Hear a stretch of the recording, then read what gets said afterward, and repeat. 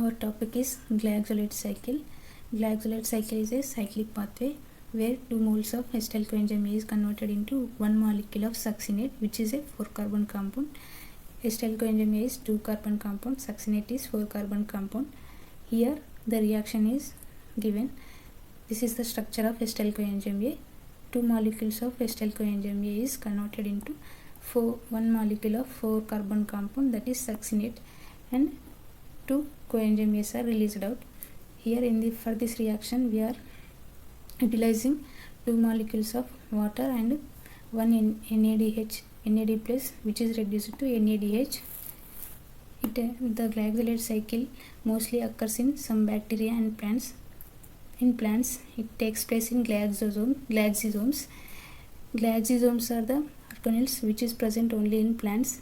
In glyoxysomes one more pathway is also takes place, that is beta oxidation and along with glyoxylate cycle. What is beta oxidation? Beta oxidation means breakdown of the fatty acids into acetyl coenzyme A. The acetyl coenzyme A produced by beta oxidation is utilized in glyoxylate cycle, that we will see later. What is the main purpose of glyoxylate cycle? 2 acetyl coenzyme A's are converted into 1 succinate molecule. Here 2 molecules are taking. Why? Because acetyl coenzyme A is a 2-carbon compound, succinate is a 4-carbon compound. To produce 4-carbon compound we are taking 2 molecules of acetyl coenzyme A. This is a two types of cycles taking place in glyoxylate cycle. What is the purpose of this succinate is again has two fates. It goes into the mitochondria. In mitochondrial matrix succinate has 2 fates, that is it is converted into malate by TCA cycle, or malate can be again converted into oxaloacetic acid in mitochondria, that is TCA cycle only. In second fate is malate can be transported to cytosol, where it is converted into oxaloacetate for the entry of the gluconeogenesis. This malate is again transported into the malate which is produced in the mitochondrial matrix is again converted into oxaloacetate, which is entered into the gluconeogenesis. This process occurs in germinating seeds. Only in germinating seeds lipids are converted into lipids, or here fats, because fats are the another forms of lipids, so that fats are converted into carbohydrates. This takes place in germinating seeds only. Next, the cyclic reactions are given here. Assume this is a glyoxysome. Here initially oxaloacetate is produced by TCA cycle is converted into, not TCA, it is glyoxylate cycle. Oxaloacetate, which is mixed with acetyl coenzyme A, which is a 2-carbon compound. Oxaloacetate is a 4-carbon compound, both condensed to give 6-carbon compound, which is a citrate. That citrate is converted into cis isocitrate, which is also a 6-carbon compound with the help of enzyme aconitase. That isocitrate is converted into succinate or glyoxylate. This isocitrate is converted into, if this isocitrate is converted into glyoxylate, that goes for the glyoxylate cycle. Glyoxylate is a 2-carbon compound, succinate is a 4-carbon compound.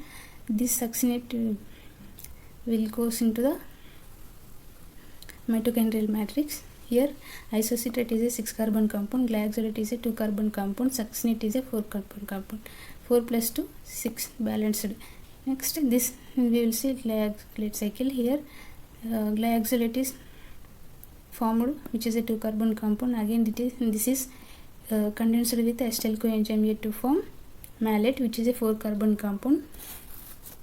This 4-carbon malate is again converted into OAA means oxaloacetic acid, which is also a 4-carbon compound with the utilization of the NAD. Next, the enzyme involved here is malate synthase, and the enzyme required to takes place this reaction is malate dehydrogenase enzyme. Again, this one more cycle is taking place with one more acetyl coenzyme A. This is a cyclic process. It takes place in many rounds. Here, succinate, which is entered into the mitochondrial matrix, which is converted into malate by TCA cycle. TCA cycle takes place in mitochondrial matrix only, so that is succinate is converted into malate. This malate is again transported into the cytoplasm. That malate is again converted into oxaloacetate by malic dehydrogenase enzyme with the help of NAD+. Here 4-carbon compound oxaloacetate is converted into PEP carboxylase with the help of enzyme PEP carboxykinase with the release of 1 carbon compound to out. This reaction requires ATP energy, so here ATP is utilized for this reaction. This PEP is again goes into the series of reactions that finally converted into fructose 6-phosphate, and that is again converted into finally sucrose or any carbohydrate. This is PEP to sucrose, means any sugar or carbohydrate. So this looks like a opposite to glycolysis. So opposite, not exactly, but most of the steps of this process is opposite to glycolysis. This type of process is called gluconeogenesis. Gluconeogenesis is mostly opposite reactions taking place in this process. Here finally we produced sucrose.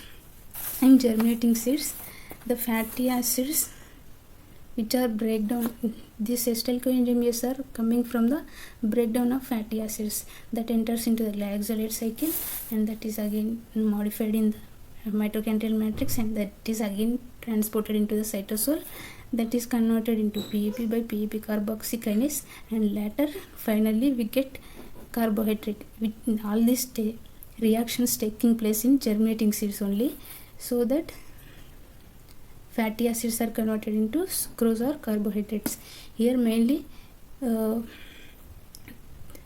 glycosomes, mitochondrial matrix, cytoplasm, 3 organelles are involved in this whole conversion of fatty acids into sucrose.